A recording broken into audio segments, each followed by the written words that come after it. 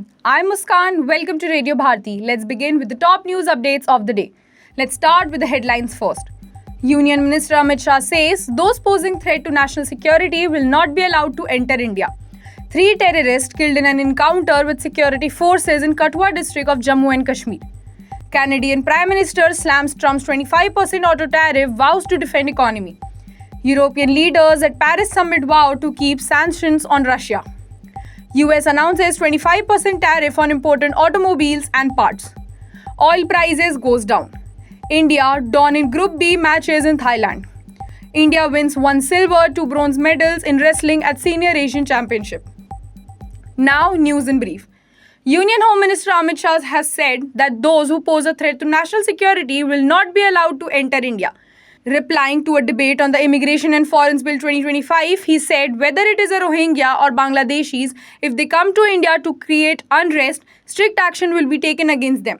Mr. Shah said that the country is not a dharmshala, that is public rest house, where anyone can stay as they wish. In Jammu and Kashmir, 3 terrorists were killed while an equal number of security forces personnel lost their lives in an encounter in Safain forest area of Jathua in Kathua district last night. 4 other security personnel, including a deputy superintendent of police and 1 para-commando, sustained injuries. Canadian Prime Minister Mark Carney has said that Donald Trump's announcement of a 25% tariffs on imported automobiles and parts is a direct attack on Canada's workers and industries. Mr. Carney said that after convening a cabinet committee on Canada-US relations, in his address, the Canadian Prime Minister attacked the US by saying that America wants to own Canada, but that will never happen. He further said that Canada will fight and protect through this crisis and will build a more resilient economy. Key European leaders took part in the 4th Peace and Security meeting for Ukraine in Paris, France.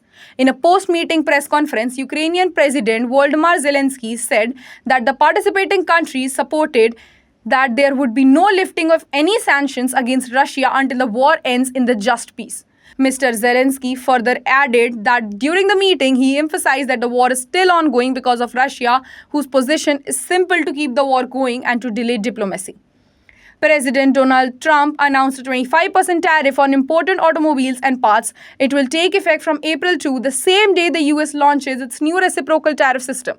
The tariff will apply to all the cars and trucks assembled outside the US and shipped in, affecting about half of all the vehicles sold in the country.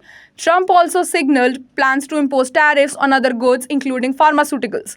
While the reciprocal tariff system aims to respond to foreign duties on US goods, he indicated it will not be strictly equal through no country will be exempt. Oil prices edged lower today. Brent crude was trading 0.19% down at $73.65 per barrel. WTI crude was also trading over 0.14% down at $69.55 per barrel when reports last came in.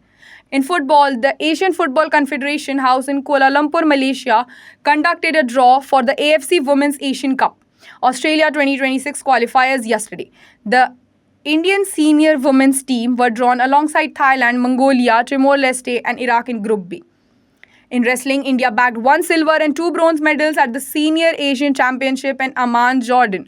On day 3 of the competition yesterday, the Indian women grapples delivered impressive performances, with Ritika securing a silver medal while Muskan and Mansi Lethar each earned a bronze. That's all for the day. For more such updates, stay tuned to Radio Bharti. Please like, share and subscribe the channel.